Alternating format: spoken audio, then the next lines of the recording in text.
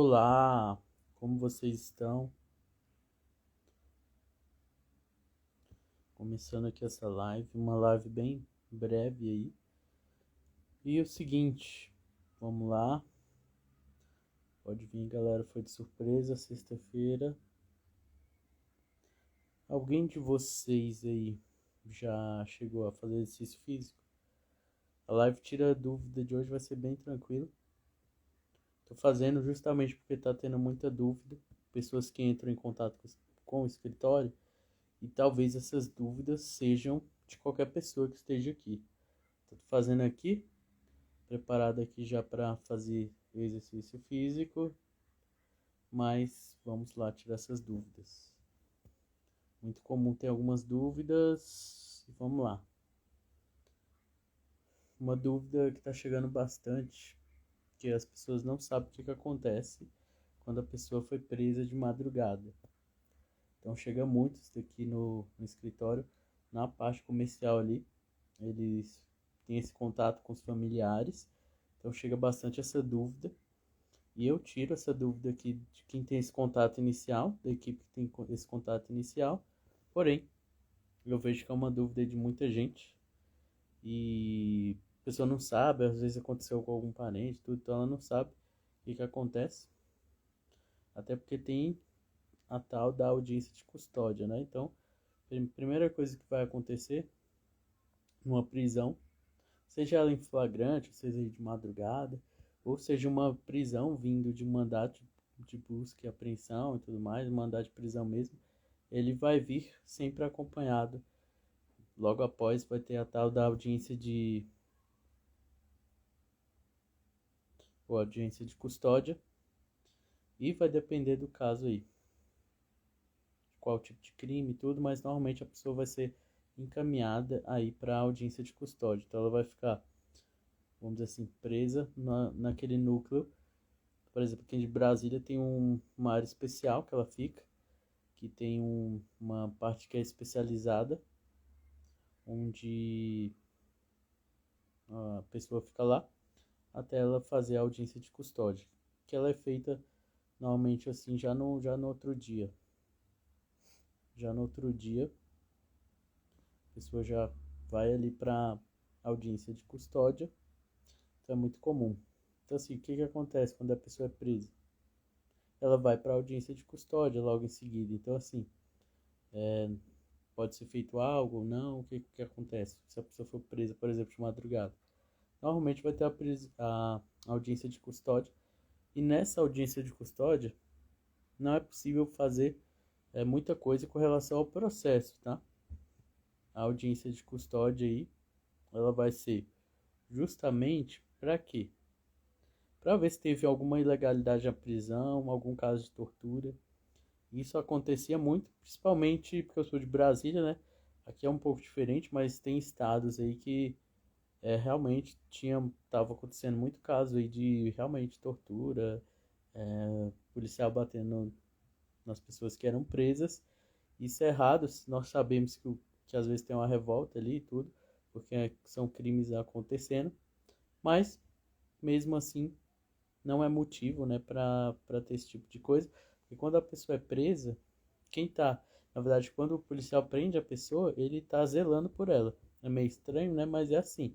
Então tudo que acontecer com ela pode ser culpa do policial. Então assim, não é cabível isso, por isso que tem a justiça. Então assim, a gente tem essa audiência de custódia, que nessa audiência vai ver se a prisão permanece ou se não permanece, se vai ter alguma medida que é diferente da prisão, mas que é mais ou menos assim para a pessoa não ficar totalmente solta, a gente chama de medidas cautelares, diversas da prisão. Então pode acontecer isso. Pode ser feito por meio de advogado particular, essa defesa, ou por meio de defensor público. E no momento ali da audiência, antes da audiência, a pessoa vai ter o direito de falar com o defensor dela, seja público ou privado, para explicar o que aconteceu.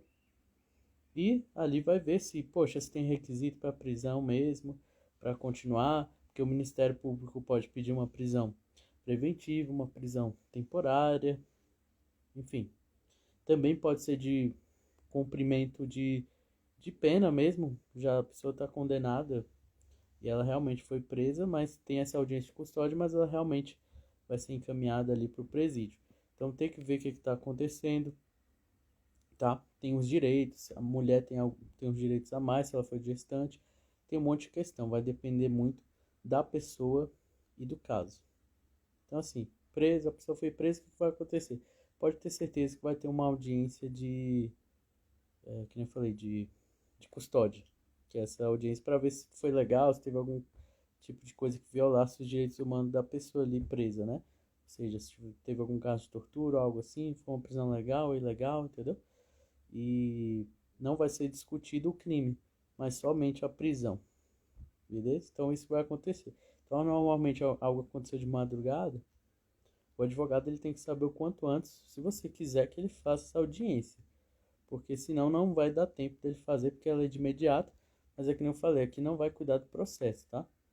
E essa audiência pode ser que a pessoa permaneça presa, mas isso não quer dizer nada, tá? Isso, assim, não finalizou tudo ali, tá?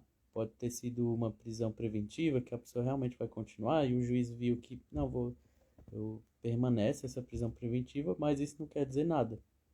Ou seja, não quer dizer que não possa ser responder em liberdade ainda, em toda uma estratégia aí da defesa. Mas a pessoa sendo presa mesmo, preventivamente, para onde ela vai? Ela vai sair da delegacia, da especializada ali, que nem eu falei, cada lugar vai ser de um jeito, mas aqui em Brasília, a pessoa fica na DP ali, onde é perto do núcleo, que faz a audiência de custódia, né? Quem faz essa audiência é um juiz. Então, a pessoa permanecendo presa, ela vai para o Centro de Detenção Provisória, que é o CDP, isso aqui em Brasília, mas normalmente nos outros estados é bem similar. E se a pessoa ela está presa por causa de uma condenação, ou seja, ela já está cumprindo pena mesmo, para começar a cumprir pena, ela vai pro presídio, só que aí ela não vai para a parte que a gente chama de prisão provisória, ela já vai para outro tipo de prisão. Mas é normalmente isso que acontece quando a pessoa ela está presa e é isso que acontece. Aí com relação à medida protetiva, também tem uma dúvida que chega muito aí nos nossos contatos, ou seja, no escritório. O que acontece com a medida protetiva, se ela pode ser revogada ou não? E aí? Tipo, a vítima pode pedir, o que acontece? Então, isso é uma dúvida muito recorrente. Aí vai depender de duas coisas, vai depender do tipo de crime. Vamos colocar assim, né? Crimes que são mais leves, tem uma possibilidade maior da pessoa conseguir uma soltura, vamos assim dizer, né? Uma revogação da medida protetiva contra o homem. Agora, se for um crime mais grave, já é um pouco diferente, tá? Então vai depender de alguns fatores. E quanto mais, para ser aqui bem simples, quanto mais o processo avança, mais difícil é da mulher tirar. Quanto mais no início, mais fácil, porque ela pode, se estiver bem no início, ela pode simplesmente falar que não quer mais, às vezes até um e-mail, tem processo que a mulher manda e-mail falando que não quer mais a medida protetiva e é revogada, tá? Isso não é regra, mas depende do crime, se for um crime de ameaça e tudo, contra o homem que colocou lá, né, que foi a denúncia contra o homem foi sobre isso, então vai ser mais tranquilo. Agora, se for um crime mais grave, que envolve lesão, já é diferente. Tem alguns crimes que a própria mulher ela pode falar que não quer mais e o juiz marca uma audiência específica para isso, para decidir sobre isso, porque ele também tem que saber se é verdade ou não, se é ela que está pedindo, porque, como eu falei, às vezes por e-mail resolve. Mas será que esse e-mail é dela mesmo? Então tem toda uma questão, tá? E a medida protetiva a pessoa não está presa. Então, às vezes tem uma audiência, ou às vezes o próprio juiz pede uma audiência de justificação, seja porque a mulher falou algo e o homem depois falou que não, era falsa a denúncia, colocou provas, mas o juiz pode fazer uma audiência que se chama de justificação para ouvir as partes e ver o que ele vai decidir. Até para deferir, ou seja, autorizar uma medida protetiva ou tirar. Que ele pode colocar a qualquer momento e tirar a qualquer momento também, dependendo do que ocorra. Entendeu? E o processo de medida protetiva ele vai ser diferente. Ele não vai ser o mesmo processo. Ou seja, a gente não vai ter assim, por exemplo, crime de lesão corporal, leve ou grave, não importa. E dentro dele vai ter a medida protetiva ali. Não, vai ser um processo diferente. Uma coisa é uma coisa, outra coisa é outra coisa. Então, por mais que tenha uma medida protetiva ela seja revogada, vai continuar o processo de lesão corporal, entendeu? Então é muito importante saber que a defesa nos crimes de violência doméstica é diferente. Estudo bastante isso, até porque o processo penal é de um jeito e o processo penal, vamos dizer assim, na parte de violência doméstica, é de outro jeito. Tanto é que a gente tem vara especializada, que se chama juizado de violência doméstica, diferente de uma vara criminal comum. Assim como também a gente tem a vara de tráfico de drogas, tráfico entorpecente, que ela também é um rito diferente. Então, assim, por isso que a gente tem que estudar muito para ver a melhor estratégia, porque cada caso é um caso. Mas eu creio que é isso. A mulher ela pode retirar sim, vamos dizer assim, a medida protetiva, mas vai depender da fase. No início tem uma probabilidade maior. Depois, quanto mais depois, vai ficando mais difícil e às vezes é marcada uma audiência para resolver isso. Aí assim, dúvidas mais específicas, que nem eu falei, quando alguém entra em contato, a gente consegue ver o caso da pessoa, inclusive analisar o processo, e assim a gente consegue tirar a dúvida específica, até porque a gente precisa saber que fase está e como atuar. Isso acontece muito, gente, da mulher querer tirar a medida protetiva, seja ela verdadeira ou falsa, que infelizmente também acontece, falsa, porque pode ter benefício aí num divórcio e tudo, então isso acontece bastante. E também pode acontecer do tanto a mulher mentir quanto o homem mentir, isso acontece muito, tá? Até porque hoje a gente tem diversos tipos de violência doméstica.